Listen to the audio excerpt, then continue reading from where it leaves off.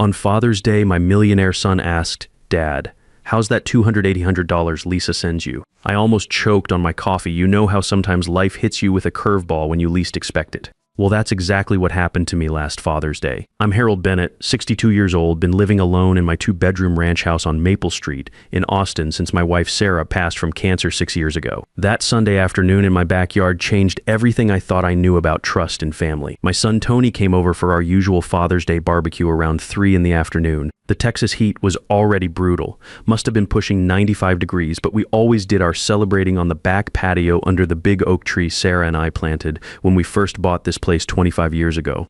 Good kid Tony is. 35 now, works as a software engineer at some tech company downtown in one of those glass towers. Makes decent money, drives a nice Ford F-150, lives in one of those new developments out in Cedar Park with his wife Lisa. They'd been married about 3 years at that point. So there I was, standing over my old Weber grill, flipping burgers and listening to the sizzle, cold Lone Star in my hand, thinking life was pretty good despite everything. The afternoon breeze was carrying the smell of barbecue smoke across the neighborhood, mixing with the scent of Sarah's jasmine vine that still blooms every summer by the back fence. Tony walks up to me, puts his arm around my shoulder like he used to when he was little, and says with that easy smile of his, "Dad, I hope that $2,800 a month is helping out. Lisa's been handling the transfers to make sure you're comfortable." I nearly dropped my spatula right there on the concrete patio. The beer bottle went cold in my hand, and I could feel my heart skip a beat. $200 I said, trying to keep my voice steady while my mind started racing. "Son, what exactly are you talking about?" Tony's face went from relaxed to confused real quick, like when you're expecting one thing and get hit with something completely different. His eyebrows scrunched up the way they used to when he was a kid trying to figure out his math homework. "The monthly allowance, Dad. I've been sending it for 8 months now, ever since you mentioned things were getting tight after Mom's medical bills and all." That's when my blood went cold despite the heat radiating off the grill. For the past 8 months, I'd been living like a man on a strict budget, clipping coupons from the Austin American-Statesman every Sunday, buying the generic brands at H-E-B instead of the name stuff I'd always preferred, stretching my Social Security check and that little pension from Mutual Assurance like they were made of elastic. I'd even started eating lunch at the Sunset Valley Senior Center twice a week because the meals were $3.50 arid and filling, and I could get dinner conversations with folks my own age without having to cook for one person every night. "Tony," I said, setting down my beer on the weathered picnic table where we'd eaten hundreds of meals over the years, "I haven't received a single dollar." The look that crossed his face told me everything I needed to know. This wasn't some banking error or mix-up with the mail service. Someone had been taking money that was meant to keep his old man living with dignity. And we both knew exactly who had the access and opportunity to pull something like this off. Lisa appeared on the patio right then, like she had some kind of radar for when her name might come up in conversation. Blonde hair pulled back in one of those messy buns that probably took 20 minutes to make look casual, wearing a designer sundress that probably cost more than my monthly grocery budget, carrying a glass bowl of potato salad and wearing that sweet smile she always put on around me. "Harold, those burgers smell absolutely wonderful. You're such a good cook, better than any restaurant." I looked at her differently that afternoon. Really looked at her for the first time in months. The new Coach purse hanging on the back of her chair. I knew enough about women's accessories from 35 years of marriage to Sarah to recognize quality when I saw it. Probably $400, at least the diamond stud earrings catching the late afternoon sunlight, bigger than the ones she'd worn at Christmas. The fresh manicure with that perfect polish that meant she'd been to one of those fancy nail salons in the Domain, all while her father-in-law had been counting quarters to make sure he could afford ground beef instead of the good steaks. "Lisa," I said, keeping my voice as calm and level as I could manage, like I was discussing the weather or asking about her job. "Tony was just telling me about the monthly money transfers he's been sending my way." Her smile didn't even flicker, didn't miss a beat, didn't show a trace of surprise or confusion. Just that same sweet expression, like she'd been expecting this conversation and had her answer ready. "Oh yes, isn't that wonderful? We just want to make sure you're taken care of. Harold family has to stick together, especially after everything you've been through." That was the exact moment I knew for certain. No surprise in her voice, no questions about what transfers or how much money we were talking about. Just smooth practiced agreement like she'd rehearsed this response in front of her bathroom mirror. Like she'd been preparing for the day someone would ask her about money that should have been coming to me but somehow never made it past her hands. The rest of that barbecue felt like I was watching it happen to someone else. We ate the burgers, talked about Tony's work projects and the heat wave, made small talk about the neighbors and whether the Astros had a shot at the playoffs this year. But underneath it all, my mind was working like it used to back in my auditing days at the insurance company, adding up numbers and timelines and opportunities. $22,400. That's what the math worked out to when I sat down with my calculator later that evening. 8 months times $2,100. Money that was supposed to help me live comfortably in my retirement years. Maybe take a vacation somewhere, or fix the air conditioning unit that had been making funny noises all summer. After they left around 7 that evening, Lisa chattering about some sale at Nordstrom and Tony still looking confused and troubled, I sat in my old leather recliner in the living room. The same chair Sarah and I had picked out at the Gallery Furniture Store 15 years ago, back when we thought we had all the time in the world. The late sunlight was streaming through the front windows, highlighting all the dust motes floating in the air and making the family photos on the mantel glow like they were lit from within.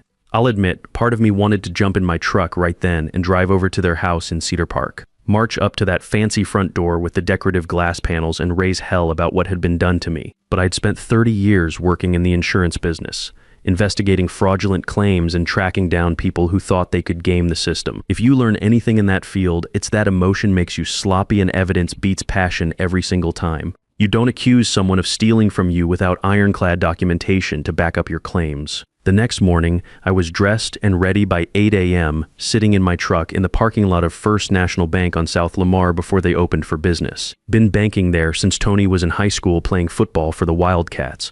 The building itself isn't much to look at, brown brick from the 1980s with those tinted windows that make it look like every other small bank in Texas. But the people inside had always treated me right. Karen Davis was working the customer service desk when I walked in. I'd known her for probably 10 years, watched her work her way up from teller to account manager. Professional woman in her 40s with short brown hair and the kind of efficient manner that made you trust she knew what she was doing. "Good morning, Harold," she said with a genuine smile as I approached her desk.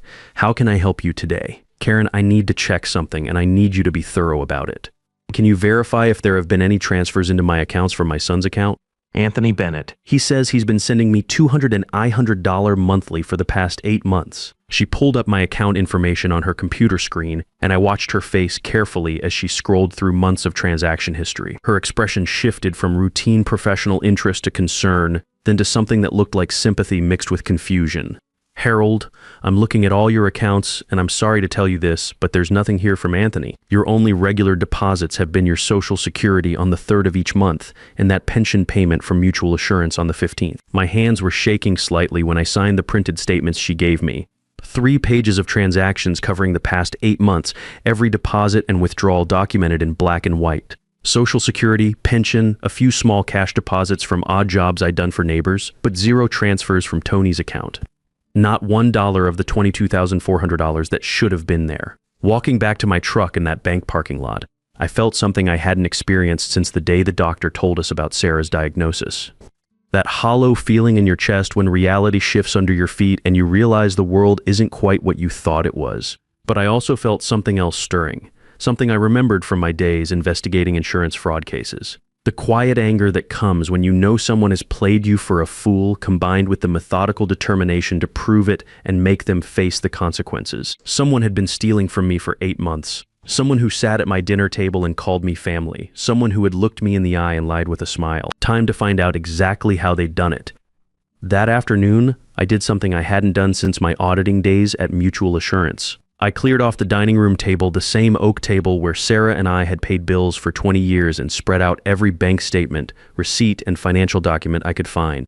The afternoon light coming through the lace curtains made everything look official, like I was back in my office on the 12th floor downtown, piecing together insurance fraud cases. I called Rick Martinez, the chief accountant at Tony's company.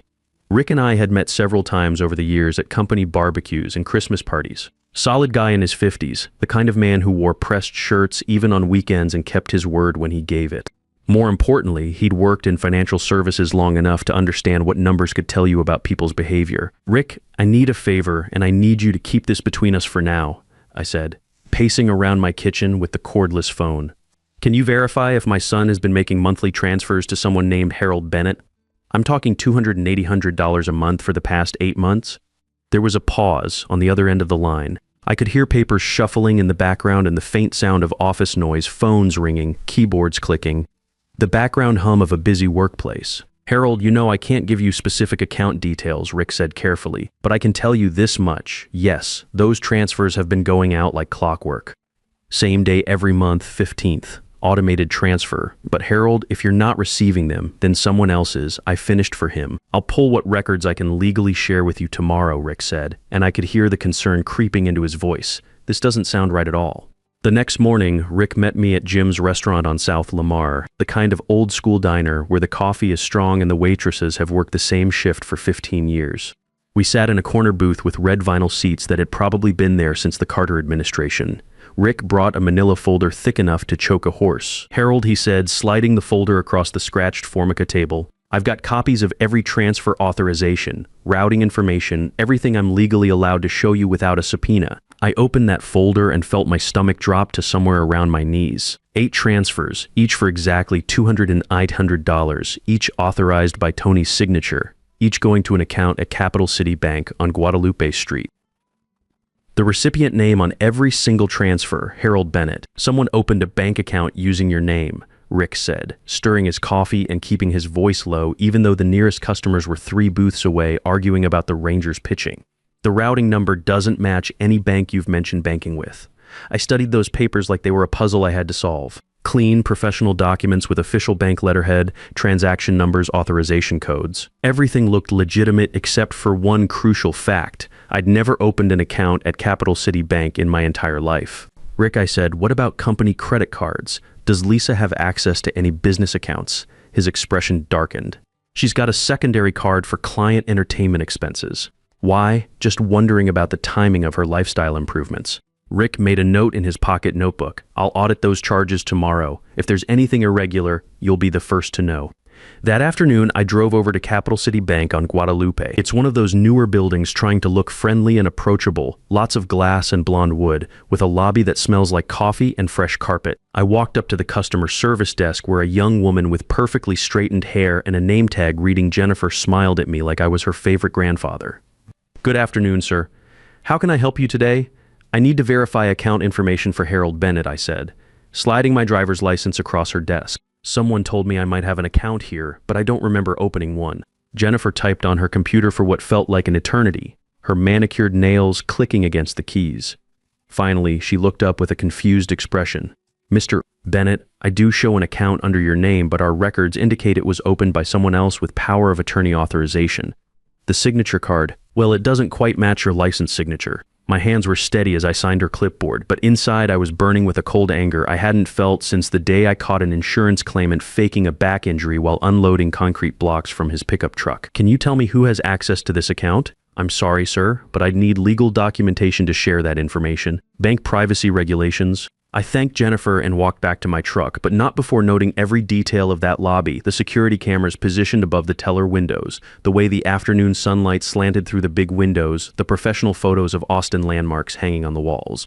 If this ended up in court, I wanted to remember everything. That evening, I called Linda Rodriguez. Linda specialized in elder fraud cases and had helped my neighbor 2 years ago when his grandson had been forging checks. Her office was in one of those converted houses near downtown. The kind of place where you knew you were getting personal attention instead of being shuffled through some corporate law firm machinery. Linda, I think I've got a case of family financial exploitation, and I need advice on how to handle this legally. Harold, tell me what you've discovered. I walked her through everything, the missing transfers, the forged bank account, Lisa's suspicious lifestyle improvements. Linda listened without interrupting, making notes I could hear scratching across paper on her end of the phone. What you're describing is textbook elder financial exploitation under Texas law? She said, when I finished, it's a felony, Harold. Are you absolutely sure you want to go down this road? Family cases can get messy. Linda, she stole $22,400 from me while I was eating government cheese and shopping with coupons. She made me live like a pauper while she got spa treatments with my money. Yeah, I'm sure. Then here's what we're going to do. First, document everything. I mean everything. Every conversation, every transaction, every time she visits your house. Second, we're going to set up a situation where she has the opportunity to lie to multiple witnesses. Third, we're going to let her hang herself with her own words. The plan Linda outlined was elegant in its simplicity. We would create a situation where Lisa would be forced to either tell the truth or commit perjury in front of witnesses. We'd use her greed against her, make her think there was even more money available if she could just maintain the deception a little longer. Family fraud cases are won by patience and documentation, Linda explained. Emotional confrontations just give them the opportunity to claim you're confused or mentally unstable. But if we can get her to lie under controlled circumstances, with witnesses present, she'll convict herself. I finished. Exactly. Can you think of any upcoming family gathering where we might set this up? I could think of one. Father's Day was coming up in 2 weeks. Time enough to plan this properly. Linda, what do you know about inheritance law? She laughed, a sound that told me she'd been down this road before. Harold, are you thinking about some fictional inheritance that might suddenly come to light? Just hypothetically speaking. Hypothetically, if someone thought they might benefit from convincing you to change your will, they might be very interested in maintaining good relationships. They might even be willing to take some significant risks to appear trustworthy and caring. I hung up that phone feeling something I hadn't experienced in months. Not just anger at being stolen from, but the intellectual satisfaction of a plan coming together. Lisa thought she was smarter than the old man, thought she could manipulate me with smiles and small talk while she robbed me blind. She was about to learn that 30 years of investigating insurance fraud had taught me a few things about setting traps for people who thought they were too clever to get caught. The next morning, I started making phone calls. Time to organize a Father's Day barbecue that Lisa would never forget. The Father's Day barbecue was set for Saturday afternoon, 2 weeks after my discovery. I'd spent those weeks preparing like I was planning a military operation. Called Tony to suggest we make it bigger this year. Maybe invite Lisa's parents over from Round Rock. I want to get to know her family better. I told him, especially since I've been thinking about some changes to my will. That last part wasn't entirely a lie. I had been thinking about my will, specifically about how to make sure someone who'd stolen from me would never see a dime of what I'd worked 30 years to save. Lisa's parents, Robert and Margaret Thompson, arrived first around 2 p.m. in their sensible Toyota Camry. Salt of the earth folks, he was a retired electrician. She'd taught 3rd grade for 35 years at Cedar Creek Elementary. The kind of people who paid their bills on time and never took anything that didn't belong to them. Looking at them, I felt a stab of sadness knowing their daughter had turned out so different. I fired up the grill around 3, the same ritual I'd performed hundreds of times before. But this time I had Linda Rodriguez's small digital recorder tucked in my shirt pocket, the kind she'd told me was legal to use in Texas, as long as one party to the conversation knew about it. That would be me. Lisa arrived at 3:30 wearing white jeans and a silk blouse that probably cost more than my monthly electric bill. She'd brought a fruit salad in a crystal bowl, the kind of contribution that looks thoughtful but requires minimal effort. Tony followed behind carrying a case of Shiner Bock and looking relaxed like a man without a care in the world. After we'd eaten brisket that had been smoking since dawn, potato salad, corn on the cob, all the usual suspects, I stood up like I was going to make a toast. The late afternoon sun was filtering through the oak leaves, casting moving shadows across our faces around the picnic table. I want to thank y'all for being here today. I began feeling that familiar nervous energy I used to get before presenting evidence in an insurance case. Family means everything to me, especially since Sarah passed. That's why I've been doing some thinking about the future. Lisa set down her fork and I caught the subtle shift in her posture. The way she leaned forward slightly, like an animal catching an interesting scent. The thing is, I continued, I got some unexpected news last week. Turns out Sarah's life insurance company made an error in their original settlement. Took them 6 years to figure it out, but they're cutting me a check for $85,000 in additional benefits. The silence around that table was so complete you could hear the neighbor's sprinkler system cycling on 2 yards over. Lisa's eyes had gone wide and I could practically see the dollar signs reflecting in them. That's wonderful news, Harold, she said, her voice smooth as honey. I'm sure Sarah would want you to enjoy that money. Well, that's what I wanted to talk about, I said, pulling out my laptop, a skill I'd learned watching YouTube videos during the long evenings alone. See, Tony's been so generous, sending me money every month. Lisa's been handling all that, making sure I get every penny. Tony smiled, still clueless. Just taking care of you, Dad, right? So I thought I'd show everyone the bank statements, just to be transparent about how we're handling family finances before I decide what to do with this inheritance money. I connected the laptop to the small TV I'd wheeled out onto the patio, another technical skill acquired through necessity. Up came my bank statements, 8 months of transactions displayed in black and white for everyone to see. As you can see here, I said, pointing at the screen with a wooden spoon like it was a pointer, there are my Social Security deposits, my pension from Mutual Assurance, a few small deposits from odd jobs for the neighbors, and I let the pause stretch like a fishing line. That's it. No transfers from Tony. The only sound was the air conditioning unit humming in the background and someone's lawnmower 3 houses down. Lisa's face had gone the color of skim milk. Tony stared at the screen like it might change if he looked hard enough, then turned to his wife. "Lisa, what's going on here?" That's when I played my trump card. I pulled out the folder Rick had prepared, thick with documents and transaction records. The money went somewhere, though. Account opened under my name at Capital City Bank, but with a forged signature. Someone who had access to my personal information through family connections. Lisa's mother gasped, a small sound that cut through the afternoon air like a blade. Her father set down his beer and leaned forward, his weathered electrician's hands flat on the table. "I can explain," Lisa stammered, but her voice was shaking now like a leaf in a thunderstorm. "Please do," I said, feeling calmer than I had in weeks. "Explain how $22,400 of my money ended up in your account while I was eating at the senior center to save on grocery money." What happened next was exactly what Linda Rodriguez had prepared me for. Lisa broke down completely, tears streaming down her face, stammering about how she'd only borrowed the money and was going to pay it back. All the classic moves of someone caught red-handed with their fingers in the cookie jar. Her parents looked like they'd been hit by lightning.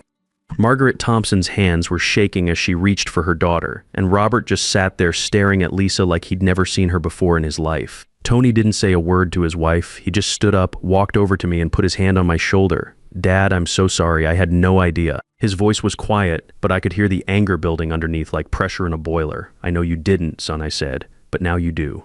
Lisa's parents offered to help pay me back on the spot, bless their hearts, but I told them this wasn't their responsibility. Their daughter was 32 years old, plenty old enough to face the consequences of her choices.